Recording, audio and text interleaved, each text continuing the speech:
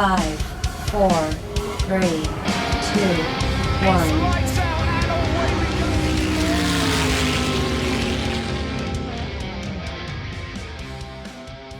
Hello and welcome back to the Race Hangover. This is an exciting episode. It is our China Hangover episode, and holy a lot happened this weekend. But first things first, Austin has abandoned us this week, ruining his perfect attendance, which he loves to just rub in my face and just be like, you missed 2 episodes last season, whatever. So I've never missed an in-person one, and he missed this one in person, so that's bad news bears for him. But today I'm joined by special guest Cam Stirling. Woo! Yay. I'm honored. Yes, Cam is a massive Mercedes fan, so this works very well for this season. And I think if Austin misses 1 in person, that equals out to 2 on virtual. So yeah, I agree. Tied now. Yeah, I think he has no room to say anything anymore. But yeah, so today, China Hangover, like I said, busy weekend, and all out of our time zone, which was just horrible, actually. That was a tough watch. Yeah, tough watch at 3 in the morning. Waking up and just finding out that every driver ever isn't actually racing at 3 in the morning, I was like, man, this is just tough. But somehow I watched everything, and I need to sleep for about a week now. So without further ado, we're just going to rip into the race recap here. We're doing things a little different this week because Austin's not here, so I have just a slideshow that... Yeah, that looked great, Clint. Oh, I see what it is. Okay. So I have a little slideshow to present. It's pretty boring looking, but that's okay. Give it a go. Pip me. Well, it correlates to the camera, not to look if I do pip 2. That's why you came in twice. Right, but you can switch those. But luckily I have that. Oh. What? Oh, that was good. Take that. Okay. Oh. Oh, it stays there. Wait, hold up. Yes. Okay. Here we go. Okay. Yeah. China. Weekend recap by Katie. Do you want to hit the? Yeah. All right. We're starting off with sprint qualifying. Go to the first point. Yeah. So Russell qualified first. Antonelli second. Get used to that front row because that's about all we're gonna see, I think. I'm used to it. I'm used to it. I'm loving it for fantasy reasons. Next up, Lando managed a P3, and Oscar qualified in his favorite spot, which is P5. What a waste. Yeah, but also, not shocking for that. Yeah. How fast that McLaren is. All right. Polar Bear Arlington is about all you have to say for Pierre Gasly in P7, out-qualifying both of the Red Bulls. That was actually shocking. The battle of worse than mid at the back of the grid. They all have separation anxiety. It was 2 Williams, 2 Aston Martins, and both Cadillacs. And I was like, man, get used to that as well. Love me a random Pierre Gasly good race. It happens sporadically, but you get some once a year. So hopefully there's more than one. I was going to say, there's been both of them already. It's not random anymore, unfortunately. But that brings us to the sprint race, in which Kimi tried to kill Isaac Hadjar just right away. And then they kind of beefed after the race, but all was all right, so that's okay. Hadjar was not a fan. But I'm sure they're fine now. He was just in the moment, whatever. George Russell converted. Not shocking. Lindblad and Bottas both with ethical retirements, and then Hulkenberg brought out the safety car, which then led to every team trying to double stack, and they all just absolutely did not. I'm sure you want to talk about Kimi's race later, but they ruined it for him, really. Yeah. The first to pit was for all 3 double stacks, totally fine, but Kimi and Oscar just got massacred in that, which is unfortunate. But we ended with a Russell, Leclerc, Hamilton podium, which valid, and I think we're going to be seeing a lot of that this year. Yeah, the Ferrari car and the Mercedes car look a step above the everybody two of them right now. Yeah. Which is why, in qualifying, it was kind of shocking that the McLarens were able to do something. But basically, Kimi is the youngest person ever, and he managed to put it on pole. It's just that meme where it's Bossman's only 9, but youngest Bossman in the game. He's been doing great, which is good for him, and as we'll talk about in the race later. But Lando put in a purple sector, which was shocking, and then it turns out he bought Ratatouille for nothing because just... Nothing happened from there. That's tough. Yeah. So the McLarens are getting the most out of that car that they can, but it is just not the same as it was last year. Not seeing results compared to last year. Last year it was off rip. They were but they also team. They put everything into it for last year because they knew that was it, and it's just that was kind of their last run at it. But apparently the whole grid actually is separation anxiety because both Mercedes, both Ferraris, both McLarens qualified back-to-back. Then you throw in Pierre Gasly, and then both Red Bulls and bottom of the grid was doing the same thing. Those V-carbs genuinely have separation anxiety. They're just always running together. And I'm here for it because I love them, so there's that. But yeah, that was just such an interesting qualifying that all of the cars, I think, are so separate. And like Mercedes is just like 2 steps ahead, and then Ferrari's there, and it's just the same. Like they're all so even that the driver just doesn't even matter right now, which is just very interesting to watch. Yeah, it's really cool seeing Isaac Hadjar like keep up with Max Verstappen. Yeah. Because as we saw with Lawson last year, there was one of the biggest gaps I've ever seen. Well, I think Yuki was a bigger gap, but really, I'm high on Liam Lawson, so yeah. Lawson looks great in the Racing Bulls car, but Bull. I think Verstappen's just technicals is just so sensitive that Lawson couldn't. Lawson had 2 races. I know, but that's my point. It's tough to it's hard to get keep into up. that Red Bull car that Max Verstappen drives so well. For sure. He did a great job of it. But yeah, and I think Max not liking this car has an effect on that, but I agree that Isaac's great, and I think he'll do very well this season.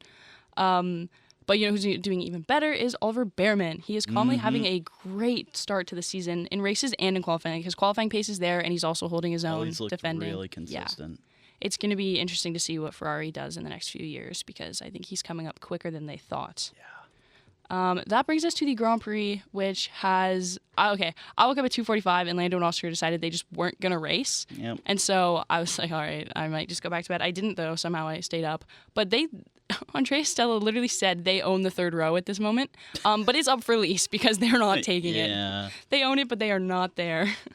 And then Bortoleto and Albon also didn't start, which was devastating. But fantasy-wise, that's a even split for me and Austin, so it was good that it divided up that way. But I was just devastated because I've loved Gabby Bortoleto so far this season. I think he's been doing very well. I really liked how Alex Albon did last year. Yeah. He got off to a hot start, and now he's just not there. I know, that car's not there, and I really thought it would be. I was rooting for the Williams. Williams looked really good last year. They actually have a competent duo with Sainz and Albon, and now the car's failing them. And they said they were going to...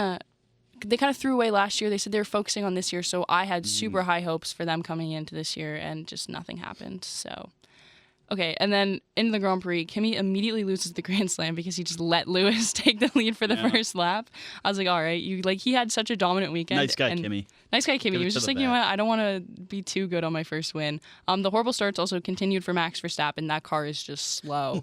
He lost 8 spots and there's the minute the race started. And he didn't even do anything. There's the clip of him looking around. It's like when you hold the trigger on Mario Kart for too long at the start and you just stall. Slow. Yeah. So that was unfortunate for him. And then Behrman passes Hadjar illegally, gives the position back, and then Hadjar just spins out about it, and Behrman nearly avoided a collision there. Yeah. But it all ended up being all right. But that was such a crazy... They're like, oh, he'll have to give that position back. He gives it back. And I was like, Hadjar's like, no, you take it. Yeah. And then Cadillac drivers just there's a little love tap from them. I don't know why it says that at the end of there, but yeah, Cadillac drivers had a love tap. And then that all happened before the end of lap 1. That was just I was like, holy moly, there's still how many more laps of this race? It felt like it was going by so slowly because it was just so much is happening and it's not even 4 a.m. yet. And I'm like, oh my God. Oh my Lord. Yeah. But then Kimi immediately took the lead back on lap 2. Russell splits the Ferraris after being stuck in P4 on lap 3. And then he finds his way back to P2 for lap 4. And it was generally just shuffle those 4 around for the whole Grand Prix. Kimi stayed in first. But it was okay, Russell's up there and then whatever. But it didn't take long for the Mercedes rocket ship to find its way back to a 1-2. It ran around a little bit from there, but it was, but don't let all of that distract you from the fact that Alpine was running a 5-6 for a little while there. Lance Stroll's Aston Martin quit on him on lap 10, and the broadcast said they hoped the motorcycle carrying him off wasn't powered by Honda. Ooh. I was like, that's a crazy thing to say. The front runners and most of everyone pit under the safety car, leaving us with the funniest top 3 ever in Kimi, Colapinto, and Ocon. You gotta love it. What am I watching? These regs have brought people who have never been in the top 3 into the top 3. But the grid sorted itself back out, and it was both Mercedes and both Ferraris in the top 4, and then the rest for the rest of the race. And Russell somehow found himself back in P4 and was just hunting them down for the rest of it. A couple more shifts near the latter half. And then there was some V-carb on V-carb crime, but it was just noted, and they prevailed, so it was okay. Yeah, so the Ferraris were fighting each other for a couple laps around the 24-lap mark, which really gave Kimi an extended lead and allowed Russell to catch back up to them. That was some cold, hard racing between Lewis and Charles. And then, so many switches between like 25 and 28 lap. Yeah, and my side note here is they came awfully close to a collision too many times for team orders to not come into the discussion soon. And even you can argue, which we'll talk about this a little bit later as well, that like they could have had a 2-3 if they maybe just stayed in the order they were in and didn't let Russell catch back up and Kimi get so far ahead. And so team orders might be in the discussion for Ferrari if it's clear that, like, because in the sense that they need to lock down the constructors. Because I don't think that one of them will be able to win Drivers' Championship. I know it's early to say that. They weren't driving as a team. No. Verstappen was battling Gasly for P6, which is just an absurd thing to say. So that had to be noted. And then lap 33, Esteban Ocon decided to revisit his old bits and get a 10-second penalty just for driving right into Franco Colapinto. So it was like, you know what? The new regulations are throwing everybody off. Let me just go back to my roots and get a 10-second penalty. Lap 46, Max Verstappen was told to retire the car. Along with it, my chance at extending my fantasy lead. Yep. But we'll get into that later. I got excited at a Kimi Antonelli P7 just for getting points last year. Max Verstappen retires because he's not able to get in the top 7. Crazy. Ferrari update after complaining that he had no power. Hamilton passed and swapped places with Leclerc another dozen times, but he would finish in 3rd. And then Forza Kimi, first Grand Prix win. Woo! And it was just a dominant win, dominant weekend. And so that gives us an Antonelli, Russell, Hamilton podium for a ghost of Christmas past, present, and future podium for Mercedes. We also saw an Alpine double points graphic, which is something I never thought. Like, how do you go from last year double DNF graphics and just like P19, P20 constantly to a double points graphic? That reminds me of that crazy race with Ocon and Gasly. I think it was like Brazil or something late in the season where they got P2 and P3 for Alpine, which was like, it's bonkers. It was like getting to lap 40 something, and I was like, man, we're going to see an Alpine double points graphic. This is absurd. But anyway, that is it for the race recap. Yes. Okay, we did a new little strategy on the board there. But that brings us to, and if Clint pulls up our title, the Race Hangover Awards. Yes. Woo! Yes. We'll start with the sprint, and then we'll go into the Grand Prix. And for the first time ever, Clint is joining us on the Race Hangover Awards, so I'll turn him on. What are you, mic 2 over there? Yeah. Yes, I am. Okay. You didn't do sprint, or did you? I did not do sprint, no. Okay, so we'll start with just regular. We'll start with sprint. Driver of the day. Cam, you do the honor since you're the guest. Who was your sprint driver of the day? I mean, I think George Russell took it dominantly, so it's a basic answer, but I'm a homer. I don't care. Give it to George Russell for driver of the day for the sprint. I also had George Russell easily, It was like as dominant as you can be in a sprint. He was pretty dominant. For comeback king, who was your comeback king? Comeback king was... I actually don't have them set, so I'm picking on the fly. Oh my goodness. Okay, so Austin likes to do this thing where he has someone who like starts really high and then like drops down and comes back, and I'm like, okay, enough of that. I usually go with someone who qualified pretty low and then comes back. So for mine, I have Mr. Liam Lawson, qualified P13. That was who finished P7, which is points for a sprint. So that's pretty massive comeback. He had a comeback weekend, to be honest. You know what? Just to be a little bit different. Yeah, be a little different. Yeah. Let's go with... You know what?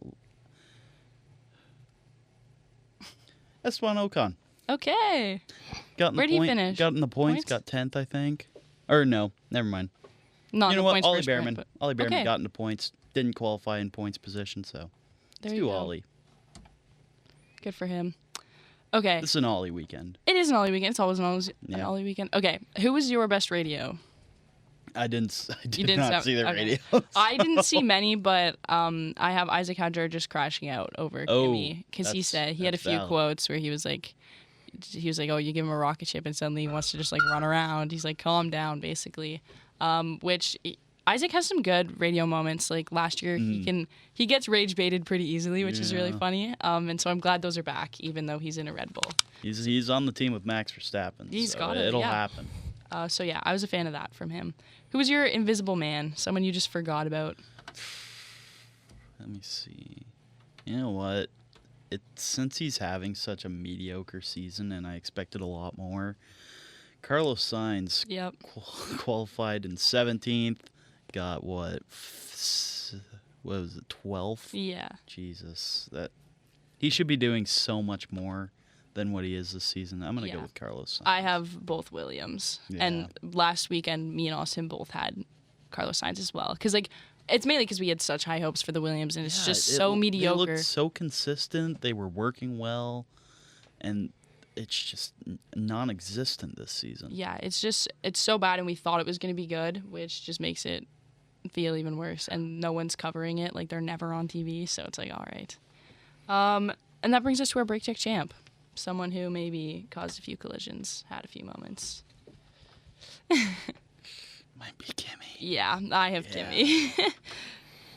Tough one for the kid. That was tough. That was a wake-up call. But he came back. He came back. It was okay. Yeah. Yeah, I easily had Kimmy there. All right. That brings us to our awards for the Grand Prix. Yes. And Clint is joining us. Yes, I am. All right. Starting off with driver of the day. Clint, your first time ever. Do the honors. Hear it. My driver of the day is easily Kimi Antonelli. He was basically in the lead the entire time. Just a very dominant showing. That was my first F1 race I've ever seen, or my first F1 race I've ever watched completely on my own. And I think Kimi led for about I know. Yeah, I think Kimi led for about 55 of 56 laps. Yep. If I hadn't known anything about F1, I would have assumed that he's just the GOAT. So he had a great performance. Yeah, that was so funny.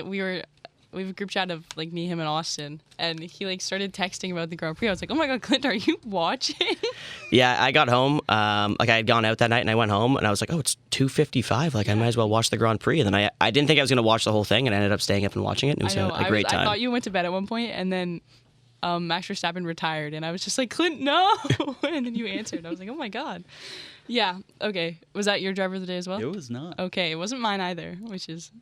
I'm going Lewis Hamilton, his first podium as Ferrari. Oh, true. Interesting. Yeah, he went toe-to-toe with his teammate Charles Leclerc. I saw prime Lewis Hamilton in that Ferrari car for the first time since he's been in red, and it was just a beauty to watch. I think Kimi had the lead by a mile.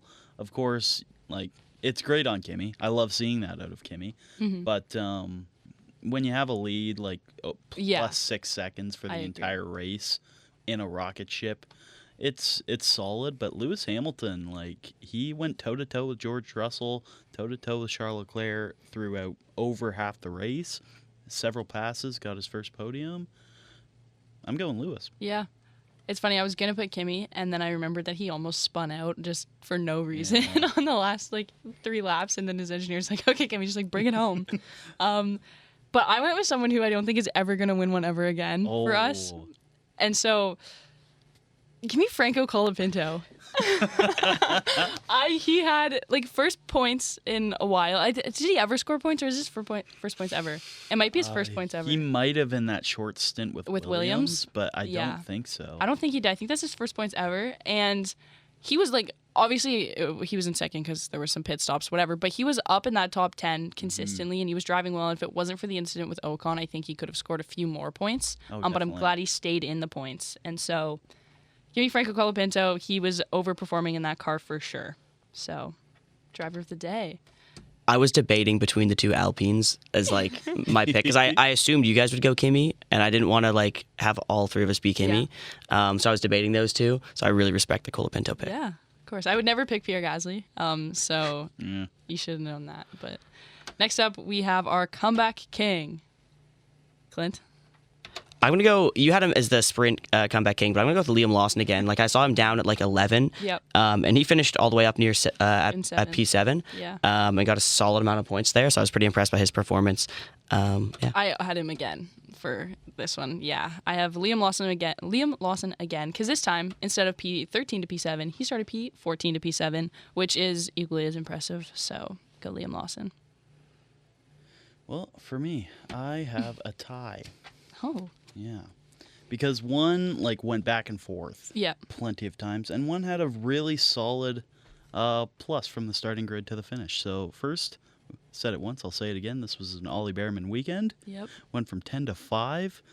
Very, very consistent, very solid race for Ollie. But also Isaac Hadger, after he spun out with Ollie, went down to 17 and like 20 seconds back and somehow made it all the way back to points when he started in points. So I think Isaac Hadger deserves a shout out, but Ollie Behrman, like, he was so consistent.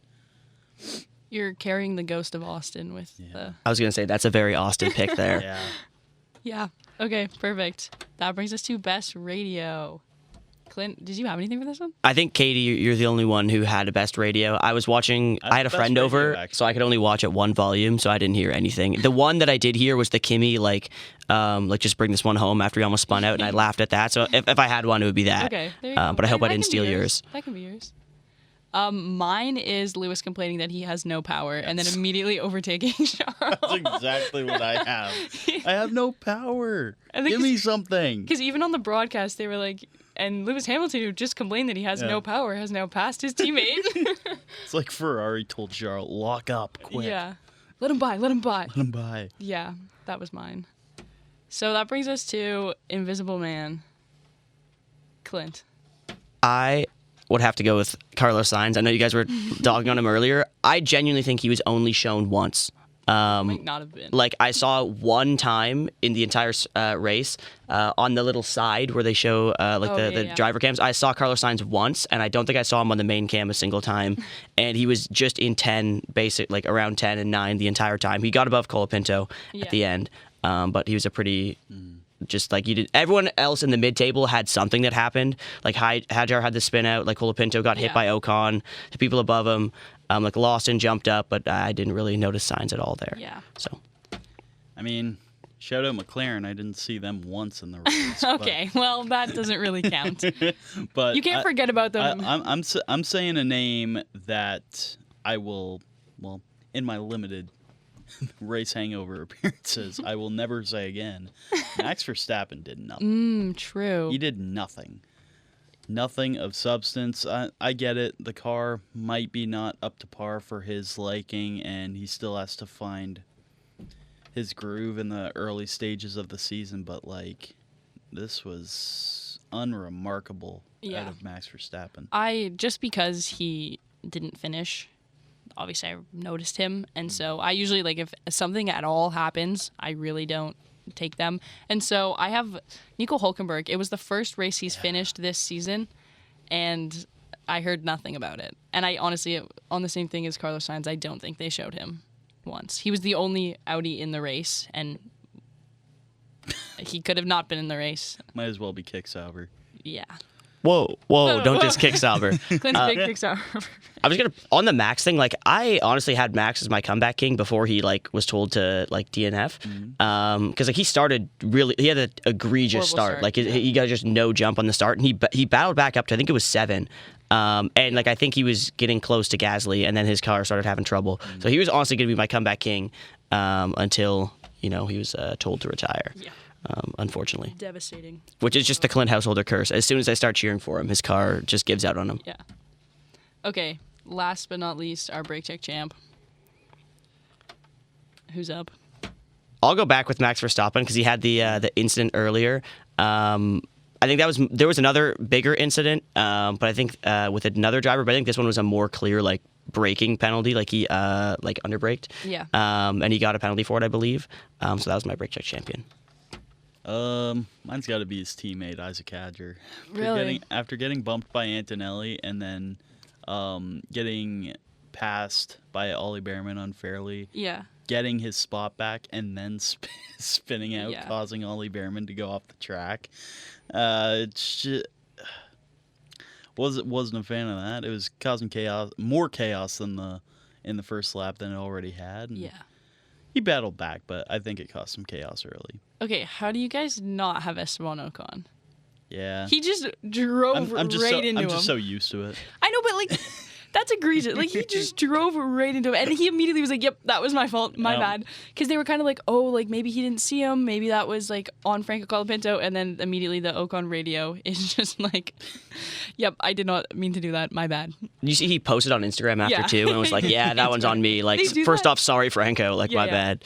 Formula One's so funny because they'll have a horrible race and then they'll need to go like post on Twitter and Instagram after. But he was like, glad Colapinto made it into the points. That was totally my bad. Yeah, it's really funny. But yeah, that is my clear break tech champ.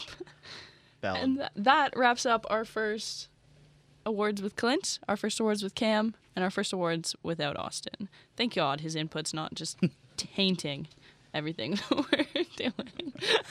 He's not here, and I'm going to hate on him the whole time. And the part right now where I can hate on him the most is in our fantasy updates. Because I'm just dominating. Yeah, and that was a rough look. It's really set out in the fact that I have Mercedes. Yes. And I need to just pad my lead as much as I can right now, because I think when Mercedes needs to change their illegal engine, just wait on that, Clint. When they need to change their illegal engine, I think things might change a little bit, but I think they'll still be top. Near the top, at least. So we're looking good. It's a big pad. We're looking good. Because currently the points stand at 98.15 for me and 77.5 for Austin. And more specifically, let's take a look at the driver's standings in regards to our fantasy pointing. Because for the most part, like, the top four stay the same, but when it gets towards the bottom, it's like our -5s are really worth a lot. And so George Russell is leading the championship, shocker, with 52.5 points. The 0.5 comes from his sprint pole. Right. Kimi Antonelli is in second with 49.12, because he got his driver of the day with his 0.12. That's like my favorite. Woo! That's such a fun little thing. And then Charles Leclerc in third with 34.5. He did get fastest lap in the sprint, right? I believe so. I think so. Yes. He had it, and then I forgot to check in the last few laps, and then they don't post it because it's not worth anything anymore. So whatever, Austin can have his 0.5.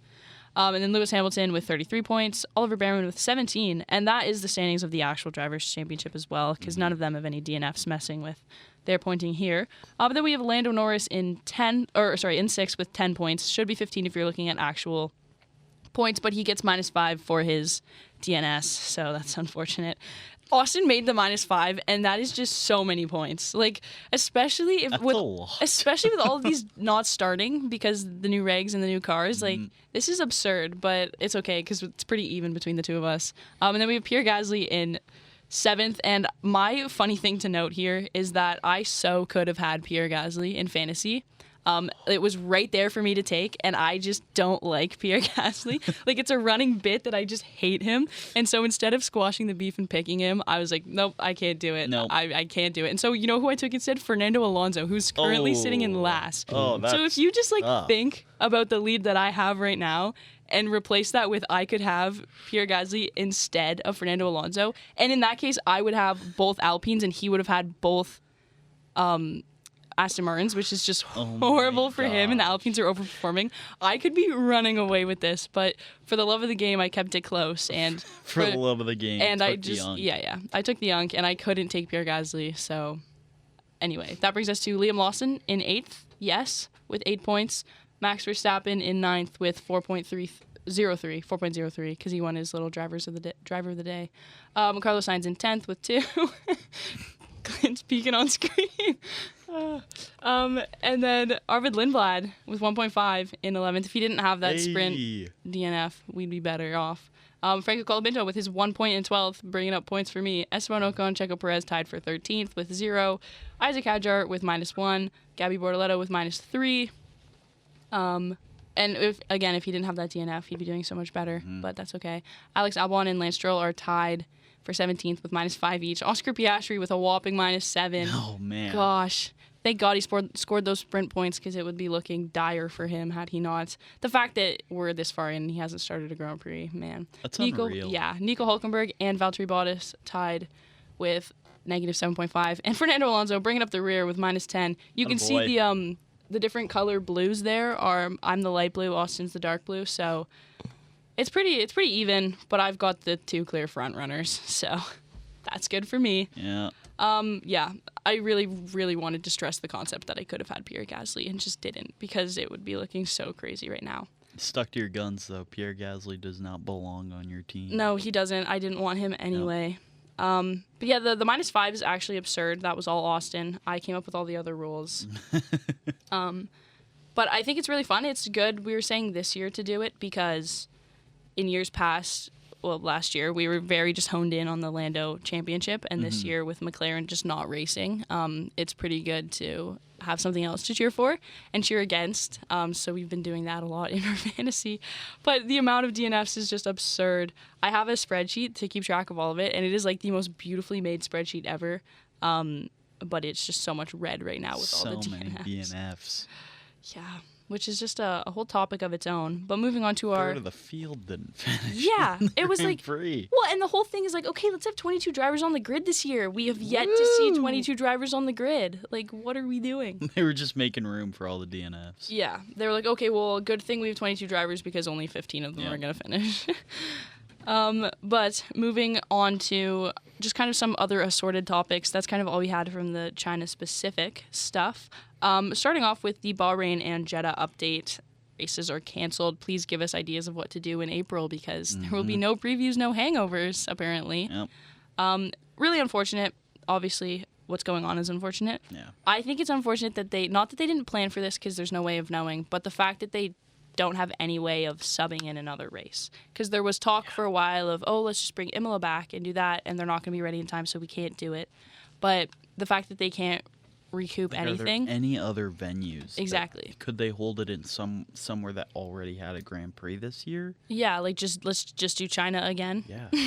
head back to Monaco. Yeah, like it's unfortunate they couldn't figure something else out and that they're just canceling them. Luckily, we're supposed to have 24 rounds this year, so there's still going to be 22. Okay. But it's unfortunate also that they're back to back and that it's a month break basically. So we have 3 Grand Prix, a month off, and then we head to North America. So yeah, that's unfortunate news out of F1. I understand why it had to be done, and it's probably safer and better that they did that, but unfortunate. I will say with the new regs, like it's almost a good thing that it happens at the start of the season because some of the cars are really having trouble. Like McLaren double DNF'd. Like Alonso's had to DNF twice. Or sorry, double.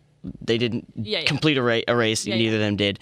And then Alonso's car is like shaking so much that he's going to get like nerve damage in his hand. So it's probably good to give gives Aston Martin give Aston Martin a month to try and figure something out.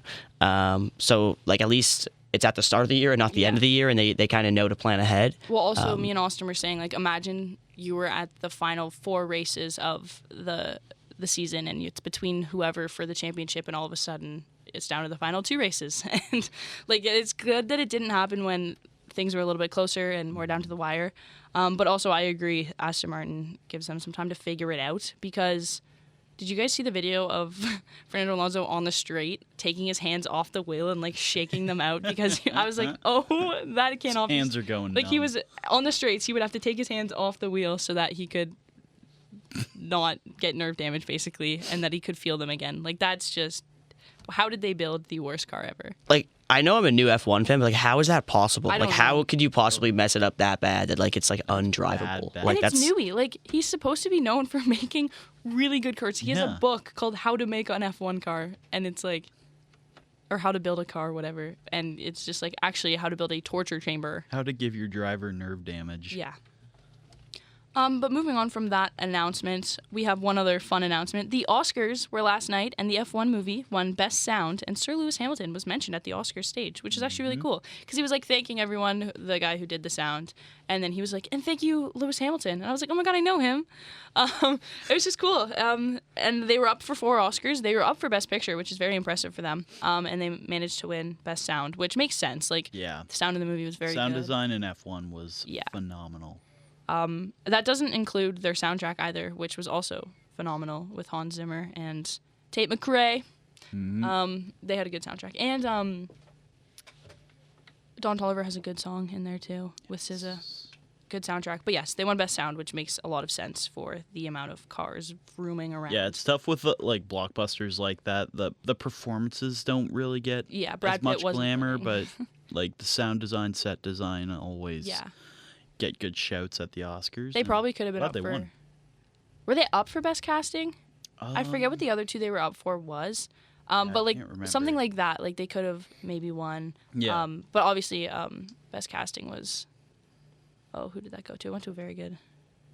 Best casting was One. Was it One Battle After Another? That's what I thought. Yeah. It was either which that was, or Sinners. Sinners no, I was think in the running too. Yeah, I think it went to One Battle After Another. We could have a whole Oscars debate. I'm sure there's Yeah. other shows on Spirit Live that are going to do that.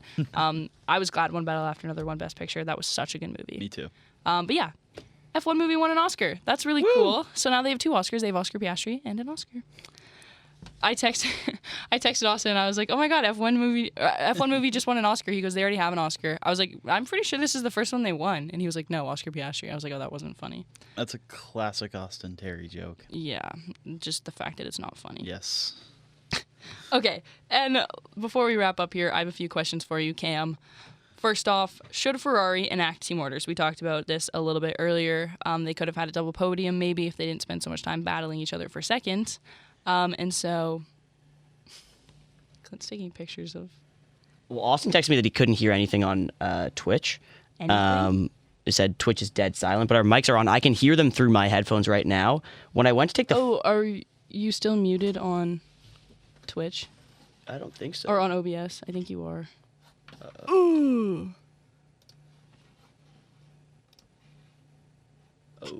That's okay.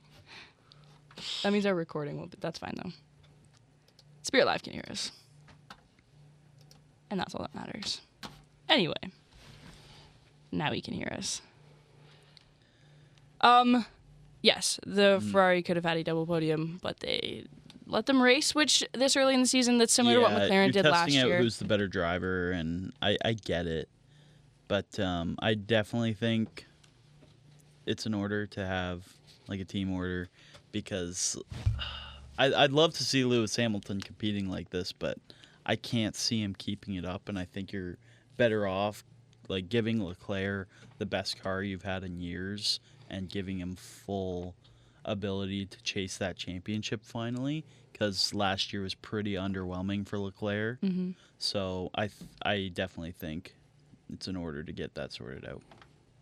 Yeah, it'll be interesting to see what they do, because I could see them doing something very similar to what McLaren did last year, and it was like, well, we have 2 contenders, but it is different because last year McLaren had enough room to play with that because they were so clearly winning the constructors, and one of their 2 drivers was very likely, until Max had to come back, to win the drivers' championship. And so it will be interesting to see, because if they do want to win the constructors, they need to start working as a team. And also, Oscar was less expected to do as well as he did last year. Lando Norris was the runner-up in the year before, so he was expected to be the number 1 driver, and then Piastri went berserk in the first few races.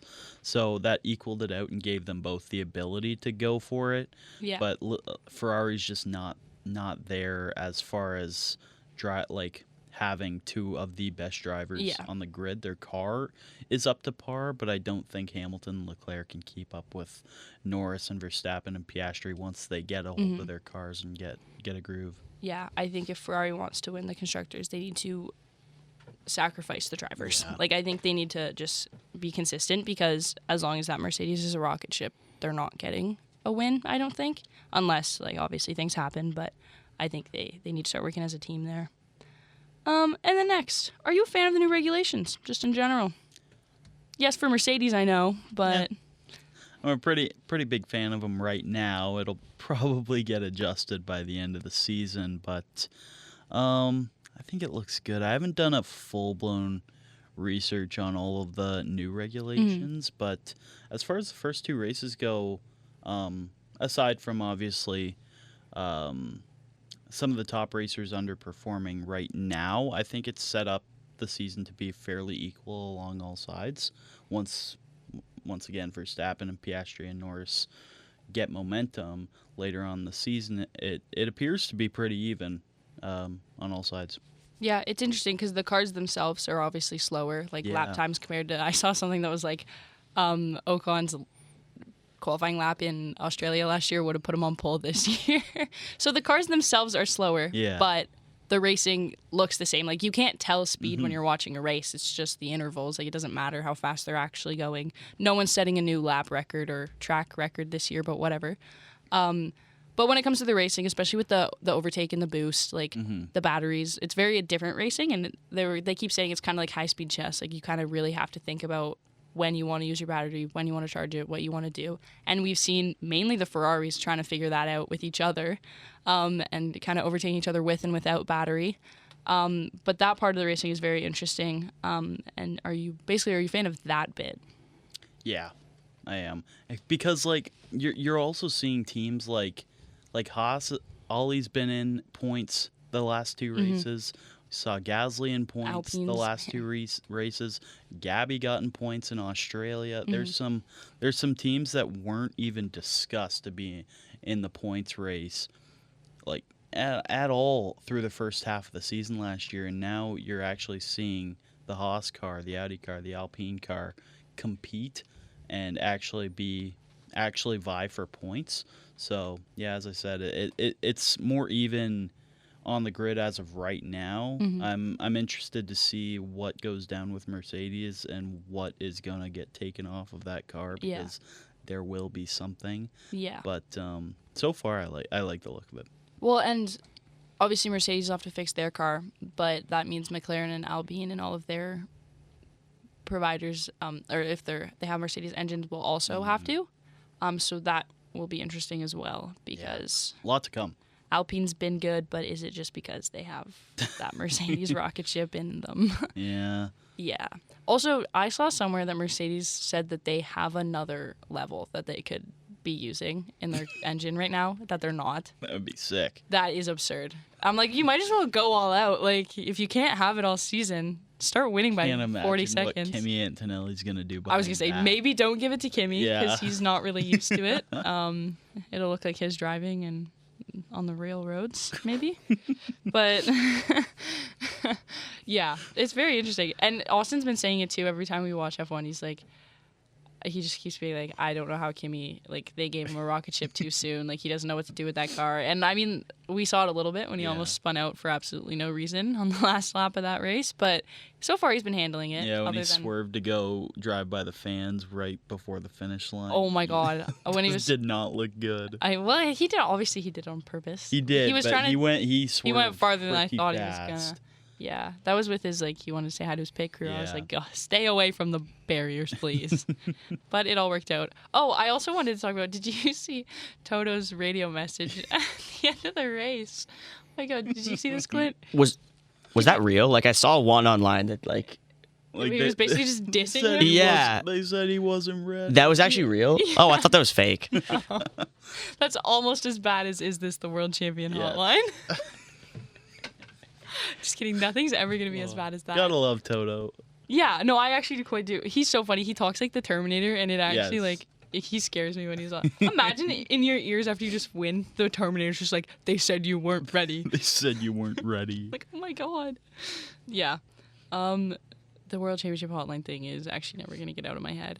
Have you seen the guy on TikTok who pretends to be the sleep paralysis demons? And he's basically like, imagine Zach Brown was your sleep paralysis demon, and it's him, like, his silhouette in the door, and he's like, is this the World Championship Hotline? He's so good at all of them. He's so good at, when he does Oscar's voice, it sounds like him. He did George Russell, sounded like him. But there was the Zach Brown one. I was like, no. That's already in my nightmares. Cut the cameras. Did you see the one where he did Russell and Antonelli? Yeah. And then when he does Antonelli, he goes from, like, standing up to, like, on his knees. Yeah. And everyone in the comments was like, oh my God. He's too good at it. It's actually terrifying. He doesn't come up on my For You page, but when I'm on the Race Hangover account, he always comes up, and I'm like, this is just horrifying. But he's so good at it. Toto one. He probably, you know what? That's probably his next video is going to be, like, book it. The whatever quote Toto had. I didn't watch it fully. You weren't ready. Like, he was genuinely just dogged on him for, like, a whole lap. And then he was like, Forza Kimi! No wonder he swerved. Yeah. Oh, and then, okay, also, they called Kimi Räikkönen when he came out. And it's funny because you couldn't hear it on the broadcast, but you could see him, like, looking really confused when he came out to, like, go for the podium. It was like, oh, he doesn't know where to go. It's his first, like, yes, he does know where to go. It's the top step. Yeah. He was confused because they called him the wrong name. Yeah, that was very interesting. And then his post-race interviews, this is the last thing I watched before I called it a night at, like, 5 a.m, when he was, like, crying and he couldn't get through his I was like, Kimi, stop it. I'm going to cry. Yeah. Very cute. Sweet, sweet Kimi. What a good podium for his first win too. Like having Lewis could not there. have been better. And Bono, oh my god. And the picture of Lewis, Kimi, and Bono, I was like, guys, this is too much. It was really cute. It was a good first podium for him and for Mercedes. Like even Toto was saying like he forgot that they weren't running with 3 cars because they have the standings, but they don't put the team. So he just saw like Antonelli, Russell, Hamilton. He was like, oh my god, guys. Oh. Forgot Top 3. Forgot that Hamilton wasn't his. But yeah, good things for Mercedes. That's all I've got really for that. Any final words for your first ever race hangover appearance? Keep this rocket ship as long as you possibly can, Toto. Yep. This has been so entertaining to watch. I want Kimi Antonelli to destroy any race he goes into. So I don't think you want to tell Kimi to destroy. Yeah, I destroyed the car. No. I love Isaac Hatcher. Yeah. I'm with that. I'm with Mercedes dominance. I would like Mercedes to not give up as many spots on lap 1 as they did so far. But once they change their engine, maybe they shouldn't do that. For now, it really doesn't make that large of a difference for them. Yeah, they can get it back. They can get it back. Once the engine gets changed, they got to drive a bit more smart. They honestly have had some poor starts. Because by then, Verstappen, Piastri, and Norris will be back in the top, and it's if Piastri ever gets to start a race. Yeah. That's absurd. That's a big if. Big if. Well, people are like, man, if he doesn't start in Suzuka somehow, he won't start till May 3rd. Oh my god. Like, imagine. That's so bad. That's so bad for the fantasy metrics, guys. Oscar, please. You're killing me over here. Because I was like, okay, I'm going to pick Oscar Piastri. Like, it's so funny looking back at our first two. Money. Our first 2 picks were Max Verstappen and Lando Norris. Like, which, like, in theory, obviously Max Verstappen is going to be your first pick. And then I immediately went to both Mercedes. And I was like, okay. And Austin, like, fair play. It could have easily been the Ferrari instead of the Mercedes. Oh, yeah. But I'm just smarter than him and have more F1 knowledge, basically, is what it boils down to. Basically. Also, when we were getting to the midfield, he was like, okay, I'm picking both Cadillacs. And I was like, I'm picking both V-Carbs then, hello? So he gave me Arvid Lindblad and Liam Lawson. And now he's both Cadillacs who... Austin likes that defensive race. Yeah, he was like, oh, they're two... Trust, Checo's finishing top 10 every race. Trust me, they're 2 number 2 drivers and they're both unk. Give me them both. Like, they have experience. No! They're old! Yeah, basically I have more F1 knowledge, and I could have... He should have given him Fernando Alonso. Well, man, if I had Pierre Gasly and not Fernando Alonso, this is going to be my biggest if. I'd just be absolutely dominating. But it's okay.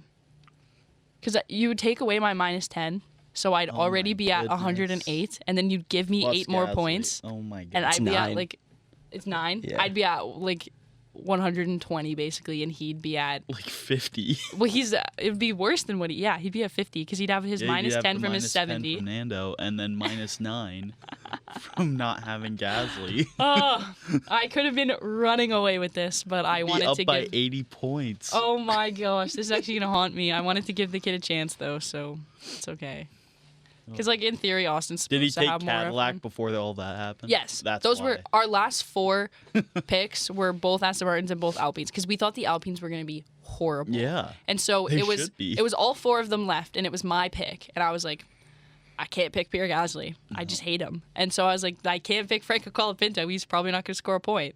But he did, but it's okay. And so I was like, hey, Fernando Alonso makes sense. Like, last year he was in the points a few times. He was finished strong. And so I was like, okay, give me Fernando Alonso. Like, I'm happy with that. And then, obviously, Austin's like, hey, give me Pierre Gasly. And I was like, okay, I'm not taking Lance Stroll, so give me Franco Colapinto. And so it was good that we split the Alpines and we split the Aston Martins, because we thought they were both going to be horrible.